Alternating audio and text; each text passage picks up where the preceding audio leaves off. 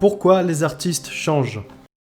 Donc bonjour à tous, c'est MB. Donc aujourd'hui on va s'attaquer à un épisode un peu plus gros et on va se poser cette question. Pourquoi les artistes changent? Et on va essayer d'y répondre. Vous connaissez forcément au moins un groupe qui au cours de sa carrière a procédé à un énorme changement musical, que ce soit par le son, par la manière de composer ou littéralement par un changement de genre. Aujourd'hui on va se pencher sur cette question et essayer d'en comprendre les raisons et les conséquences bonnes ou mauvaises qui peuvent en résulter. De voir comment il est possible de passer de ça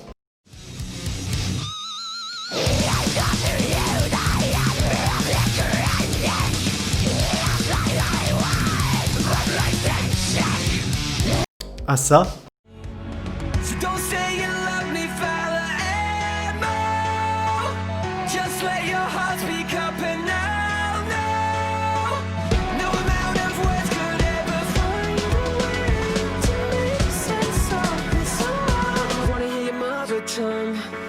De ça.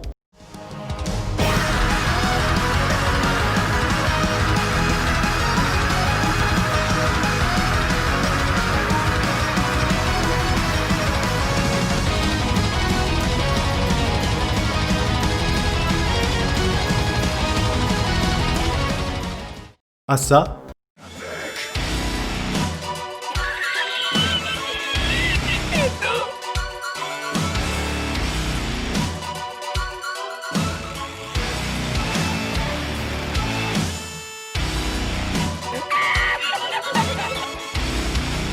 Ou encore de ça.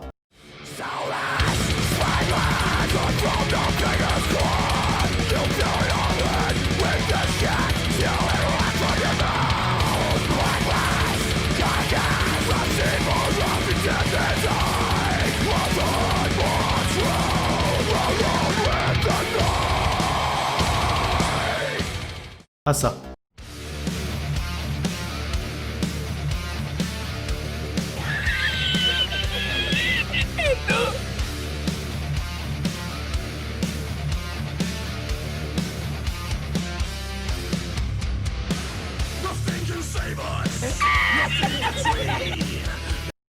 Tout d'abord, pourquoi changer?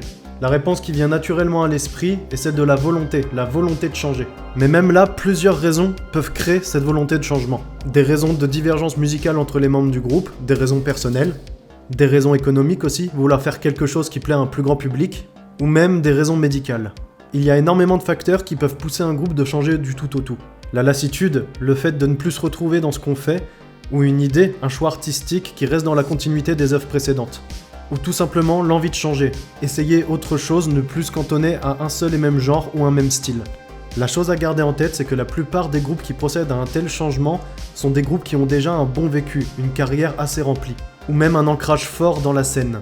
Pas tous, c'est vrai, mais en tout cas la plupart. Parce qu'en effet, il est assez bancal de parler de grands changements à propos de groupes qui n'ont que 1 ou 2 albums. C'est pour ça que Bring Me The Horizon, BMTH, est un choix facile, parce qu'il regroupe un grand nombre de ces raisons, dont les raisons médicales et économiques que j'ai citées un peu avant. Pour ce qui est de BMTH, il était de plus en plus évident que la voix d'Oli se détériorait très rapidement. Et leur discographie est très cohérente avec ça, avec des albums de plus en plus soft et moins métal à chaque sortie. Même si personnellement, je pense que si la voix d'Oli avait tenu, on en serait arrivé au même point, car la volonté de changement était déjà là. Un cas très fréquent est aussi le départ d'un ou plusieurs membres du groupe, qu'ils fussent membres fondateurs ou non.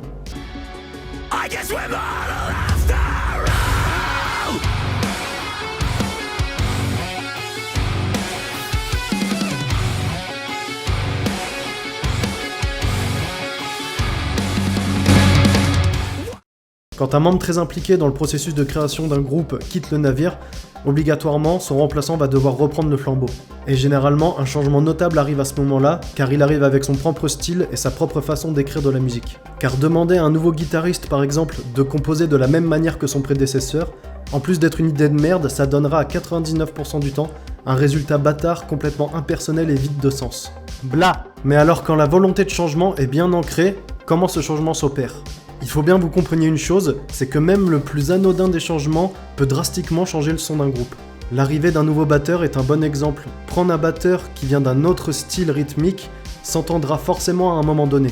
Un batteur ayant joué pendant des années du prog va forcément écrire ses partitions différemment qu'un batteur précédent venant du jazz, du death, du black metal, que sais-je encore. Un simple changement de guitare par exemple, et je parle de l'instrument. Avec le groupe français Adagio par exemple, mené par le brillant Stéphane Forté, qui après avoir nagé des années dans un son prog très incisif et très tranchant, est passé avec l'album Life avec une guitare au son plus moderne et très typé gent.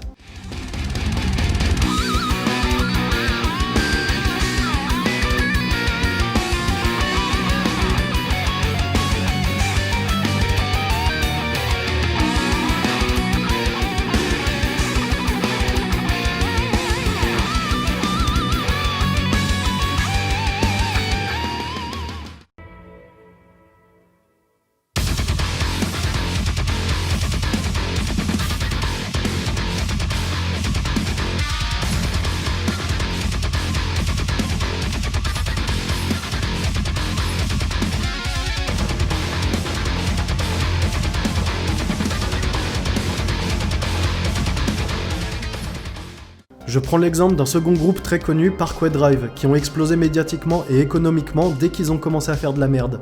Ce qui en dit quand même long sur le niveau d'exigence de la masse, mais ça on en parlera dans un autre épisode. Donc je suis désolé pour les fans de Parkway s'il y en a ici, mais objectivement, après deux monstres comme Deep Blue et Atlas, les deux albums d'après, Higher et Reverence, sont quand même d'une fragilité à toute épreuve. Bah oui, parce que foutre de la pyrotechnie pour impressionner en festoche, c'est bien, mais composer des albums studio de qualité, c'est quand même un peu mieux. Donc pour Parkway Drive, le processus de changement d'un metalcore classique à un metalcore un peu plus typé rock et soft, c'est très bien passé, mais on y revient juste après. Non, parce que après Atlas, j'étais comme tout le monde et je m'attendais à un nouveau super album de metalcore. Et quand le premier single de Higher est sorti, Vice Grip, je vous jure, j'étais comme ça. Yeah, yeah, yeah, get up, one life, one shot, give it all you got. J'écoute du Parkway Drive ou de la J-pop là? Avec Reverence, l'espoir était revenu avec un super single du nom de Wishing Wells, mais malheureusement on s'est refait enculer derrière avec l'immondissime The Void. Mais bon, évidemment j'étais naïf, hein, c'était sûr, c'était obligé qu'ils allaient faire ça. Ah mais c'était sûr en fait! C'était sûr! Bref, ce qui est assez flagrant dans la plupart des cas, c'est que le changement opéré va souvent dans la même direction, celle du son plus doux, plus soft. C'est quelque chose qui arrive régulièrement, quel que soit le genre, que ce soit du metalcore, du gent, du black, du death, ce que vous voulez. Alors attention, je ne dis pas que c'est une mauvaise chose. Au contraire, ça peut apporter beaucoup de positifs à un groupe. Par exemple, un groupe de metalcore va ajouter plus de chants clairs, un groupe de death peut s'aventurer dans des terrains un peu plus proggy, et un groupe de black peut, je ne sais pas, par exemple, ajouter un peu plus de sympho. C'est que des exemples, les possibilités sont infinies. Je dis juste que le changement se termine souvent au même arrêt, celui du son plus soft. Après, il y a aussi des cas inverses qui sont plus rares, mais il y en a. Comme Diren Grey par exemple, pour ne citer que, qui sont passés de ça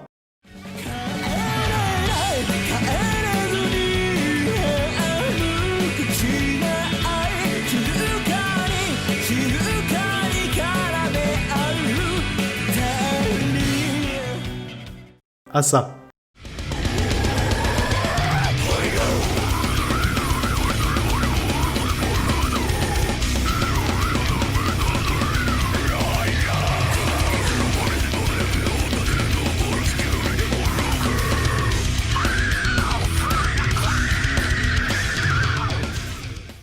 Et si, je vous jure, c'est le même groupe, même chanteur, même line-up depuis plus de 20 ans. Ils sont littéralement passés de J-pop, et même le chanteur a un jour dit en interview que c'était l'époque où il faisait la pute à quelque chose de beaucoup plus violent, plus prog, des fois death, des fois rock. Depuis quelques albums, ils ne se mettent aucune restriction. Leur musique est d'une technicité et d'une richesse ahurissante, tout en gardant une énorme cohérence avec leur propre son et leur style. Donc voilà, Diren Grey, c'est un grand groupe qui mériterait un épisode entier. Mais du coup, le changement, utile ou pas? Comme je l'ai dit avant, le changement en soi a des possibilités quasi infinies. Il n'y a pas de mal à vouloir changer et il n'y a pas de mal à le faire. Le tout, c'est que le changement soit réussi. Mais qu'est-ce qui définit si un changement est réussi ou raté? Un succès commercial, médiatique, un retour global et positif des fans, peut-être juste le sentiment personnel d'accomplissement en tant qu'artiste? Prenons l'exemple d'un changement de genre. Imaginons un groupe de nu metal voulant incorporer de la dubstep dans leur musique. Et oui, je parle bien de Korn. Sur le papier, ça sonne étrange, mais pourquoi pas? Et l'album dont je parle, Path of Totality, a été un échec à cause de ça.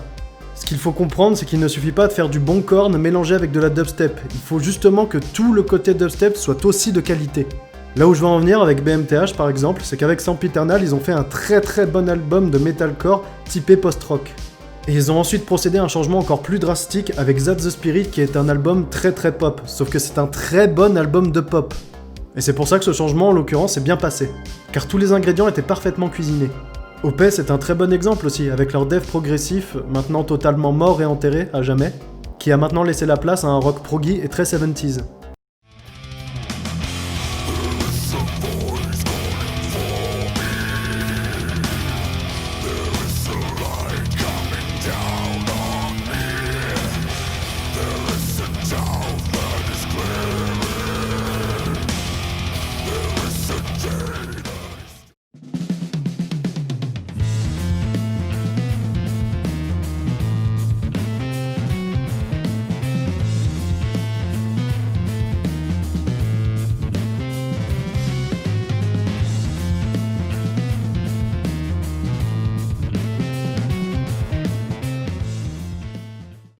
Et si ça leur réussit, c'est qu'ils le font très bien, c'est du très bon rock prog.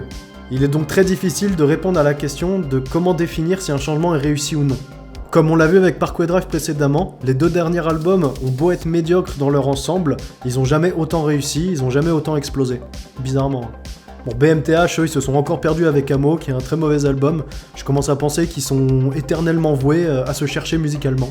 En revanche, un changement, qu'il soit drastique ou anodin, à défaut d'être nécessaire, peut s'avérer utile.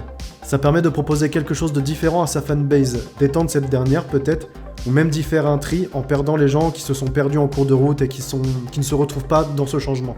Il y a des cas particuliers aussi, comme Insomnium, qui est un groupe que je cite souvent, que j'adore, et qui en 2016 ont procédé à un changement assez spécifique. Avec l'album Winter's Gate, ils ont essayé quelque chose de nouveau. Au lieu de tout changer, ils ont gardé la recette Insomnium, et juste le temps d'un album, ils ont essayé de composer quelque chose d'unique, qui est une seule chanson. Un album d'une seule chanson qui fait plus de 40 minutes. Je trouve l'idée géniale, car c'est du Insomnium pur et dur comme on peut s'y attendre, mais en même temps, c'est pas du tout du Insomnium, c'est complètement différent.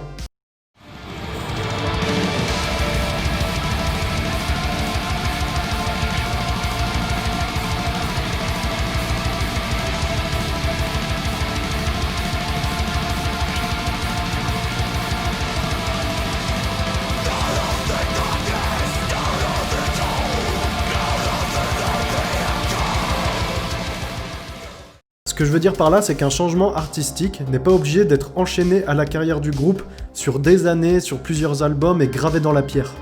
Avec cet exemple, on peut voir que le changement peut aussi prendre vie juste le temps d'un album sans pour autant trahir ses racines. Le changement est constant et prend bien des formes. Qu'un groupe prenne une direction plus soft, plus violente, plus technique ou plus accessible au grand public, ça demande un certain courage.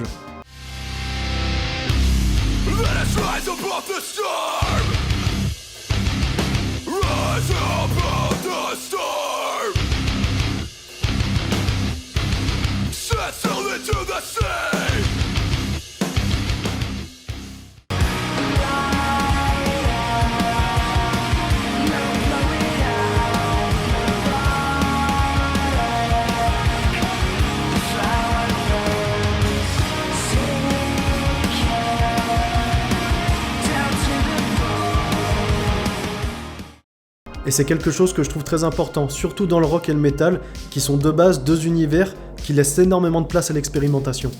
Non, personnellement, je pense qu'il faut se méfier du changement en général, mais au final, c'est inévitable. Tous les groupes, tous les artistes finissent par changer quelque chose à un moment donné, et c'est normal. Et si un jour un de vos groupes préférés traverse cette épreuve, qu'il change de son, de style, de genre, la seule question que vous pouvez vous poser à votre niveau, c'est est-ce que ce changement apporte quelque chose à un édifice déjà solide ? Voilà, moi je vais vous laisser ici. J'espère que cet épisode vous a plu. C'est une question que je trouvais intéressante et que je me pose souvent, donc j'espère que cette vidéo a été utile. N'hésitez pas à vous abonner, à partager, à liker, à commenter, vous connaissez. J'ai un Insta, un Twitter, un Facebook, une vidéo assurée tous les mardis, même si j'essaye d'en faire plus dans la semaine. C'était MB pour vous servir, prenez soin des gens que vous aimez, allez écouter de la musique.